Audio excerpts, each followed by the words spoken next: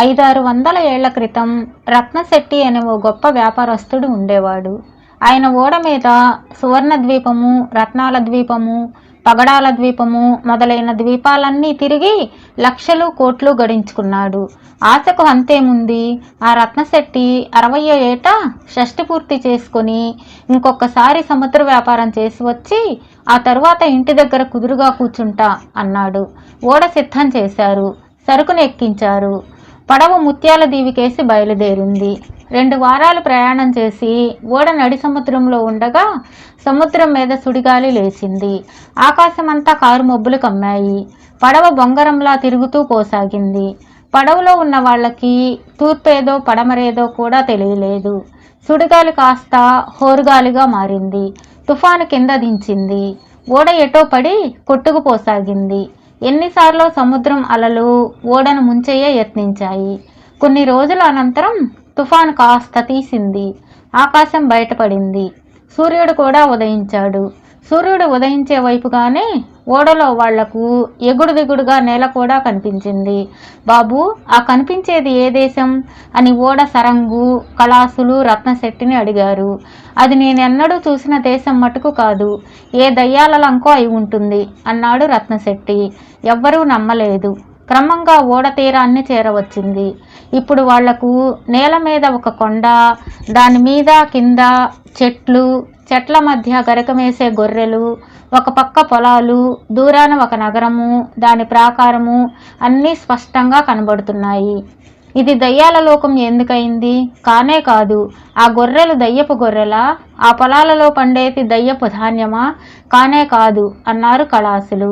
రత్నశెట్టి దానికి జవాబివ్వక, దయ్యాల లంకైనా భూతాల లంకైనా మనం దీని మీదకి వెళ్ళక తప్పదు. ఇక్కడ వాళ్ళ సహాయం లేకుండా మనం ఇంటికెలా వెళ్ళగలం అన్నాడు. అది నిజమేగా మరి. అందుచేత రత్నశెట్టి వెంట ఓడ సరంగు మరికొందరు ముఖ్యులు బయలుదేరారు. కళాసుల్లో కొంతమంది మంచినీటి కోసం వెతుకుతూ వెళ్లారు. మిగిలిన వాళ్ళు ఓడకు కాపలాగా ఉండిపోయారు. రత్నశెట్టి ముఠా వాళ్ళు ఒక కాలిబాట పట్టుకున్నారు. అది చెట్ల మధ్యగా నగరం కేసి పోతున్నది.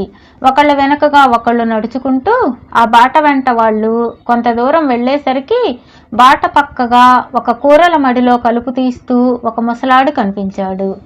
రత్నశెట్టి ఆగి, చూడు బాబు, ఈ దారే పోతే మేం నగరం చేరుకుంటామా అని అడిగాడు. ముసలివాడు తల ఎత్తి వాళ్ళకేసి చూడనన్నా చూడలేదు. వాడికి చెవుడు కాబోలు అనుకుని వాళ్ళు మరికొంత దూరం వెళ్ళారు. ఒక యువకుడు పార భుజాన తగిలించుకొని ఆ దారి వెంటే వాళ్లకు ఎదురు వచ్చాడు. మన వాళ్ళు వాడికి దారి ఇచ్చారు. ఎవరో కొత్త వాళ్ళు ఎదురైనప్పుడు ఆ కుర్రవాడు ఆగి, ఎవరు మీరు, ఏ దేశం అని అడగవచ్చు కదా. వాడు వాళ్ళని ఏమీ అడగలేదు సరికదా. వాళ్ళకేసి కన్నైనా తిప్పకుండా తన దారిని తాను వెళ్ళిపోయాడు. గుడ్డివాడా అనుకుందామంటే దారి వెంట ధారాళంగా నడిచేస్తున్నాడు. మన వాళ్ళు వాడికేసి చూస్తూ అలాగే ఆశ్చర్యంతో నిలబడి ఉండగా వెనక నుంచి తప్పటడుగులు వినిపించాయి. 4-5 పిల్లలు వాళ్లకుండా పరిగెత్తిపోయారు. ఆ పిల్లల శరీరాలు మన వాళ్ళకి తగలలేదు, మన వాళ్ళ శరీరాలు వాళ్ళకి తగలలేదు. ఇంకేముంది, రత్నశెట్టి చెప్పిన మాట అక్షరాలా నిజమైంది. అది దయ్యాల దేశం. వాళ్లకు దారిలో కనిపించిన వాళ్ళందరూ దయ్యాలే. నేను చెప్పలేదా ఇది ఏదో దయ్యాల లంక అన్నాడు రత్నశెట్టి. అయ్యయ్యో, మనం ఇక్కడ ఒక్క క్షణం ఉండవద్దు. లంగరెత్తి ఇప్పుడే వెళ్ళిపోదాం అన్నారు మిగిలిన వాళ్ళు. భయం దేనికర్రా, నా ఈ దయ్యాలు చూడలేవు. ఇది వాళ్ళ ప్రదేశం కనుక వాళ్ళను మనం చూడగలుగుతున్నాం. దైవికంగా మనం ఇక్కడికి వచ్చామే గాని పని పట్టుకుని రాలేదు కదా. ఇక్కడ విశేషాలు చూసి మరీ వెళదాం. మన దేశం వెళ్ళాక అందరితోటి దయ్యాల దేశానికి వెళ్ళొచ్చామని చెప్పుకోవచ్చు. అక్కడ విశేషాలు ఏమిటని అడిగితే ఏమో మాకు తెలియదంటామా? అవమానం కదూ అన్నాడు రత్నశెట్టి.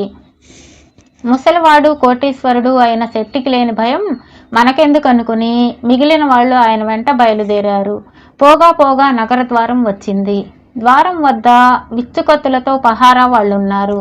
మనం వాళ్ళకి కనపడం, మన మాటలు వాళ్ళకి వినబడవు, జంకకండి అంటూ శెట్టి దారి తీశాడు. విచ్చుకత్తులు వాళ్ళు వారిని చూడనూ లేదు, అడ్డుకోనూ లేదు. పోగా రాజభవనం వచ్చింది. శెట్టి నిర్భయంగా లోపలికి దారి తీశాడు. వాళ్ళు పహారా వాళ్ళ శరీరాలకుండానే లోపలికి వెళ్ళారు. అది దయ్యాల రాజు భవనం. బయట లోపల కూడా ఆ భవనం చాలా అందంగా ఉన్నది. బయట మహా అందమైన పూలుగల చెట్లు, లోపల నుంచి మంచి సంగీతం వినిపిస్తున్నది. శెట్టి తన అనుచరులతో సహా సంగీతం వినిపిస్తున్న చోటికి వెళ్ళాడు. ఒక పెద్ద చావడిలో చాలామంది జనం ఉన్నారు. ఒక పక్కగా రాజు, రాణి, రాజబంధువులు, ఉన్నతోద్యోగులు విందు చేసుకుంటున్నారు. ఇంకొక పక్కగా పాడేవాళ్ళు పాడుతున్నారు. నృత్యాలు చేసేవాళ్ళు నృత్యాలు చేస్తున్నారు. అక్కడ మహా వైభవంగా ఉన్నది. తమాషా చేస్తాను, చూస్తూ ఉండండి అని తన అనుచరులతో చెప్పి రత్నశెట్టి తిన్నగా రాజు దగ్గరకు వెళ్ళి ఎదురుగా నిలబడ్డాడు. శెట్టి ఇంకా దగ్గరకు వంగి రాజు మొహంలో మొహం పెట్టి చూశాడు. అప్పుడు కూడా రాజు శెట్టిని గమనించలేదు. కానీ శెట్టికి ఆశ్చర్యం కలిగేటట్లుగా ఆయన స్పృహ తప్పి పడిపోయాడు. హాహాకారాలు బయలుదేరాయి. నృత్యగానాలు, నవ్వులు, వికవికలు అన్నీ నిలిచిపోయాయి. అందరూ ఏం జరిగింది అంటూ రాజుగారి దగ్గరకు వచ్చారు. మంత్రి వచ్చి రాజును చూసి భోజనంలో ఏదో విషం కలిసి ఉంటుంది అంటూ రాజవైద్యుణ్ణి పిలిపించాడు. రాజవైద్యుడు వచ్చి రాజుగారు తింటున్న పదార్థాలు మొదట వాసన చూసి తర్వాత నోట్లో వేసుకుని చూసి ఇందులో విషం ఏమీ లేదు, భూతవైద్యుణ్ణి పిలిపించండి అన్నాడు. భూతవైద్యుడు వచ్చాడు. రాజుగారి కేసి ఒక్కసారి చూసి గాలి చేష్ట, అంతకంటే ఏమీ లేదు అన్నాడు. గాలి చేష్ట అంటే ఏమిటి అని మంత్రి అడిగాడు. మహారాజు గారికి మనుషుల గాలి తగిలింది, అందువల్ల స్పృహ తప్పి పడిపోయారు. మన మధ్యకి ఎలా వచ్చారో మనుషులు వచ్చారు. వారిని సాగనంపితే గాని మహారాజు గారు స్పృహలోకి రారు అన్నాడు భూతవైద్యుడు.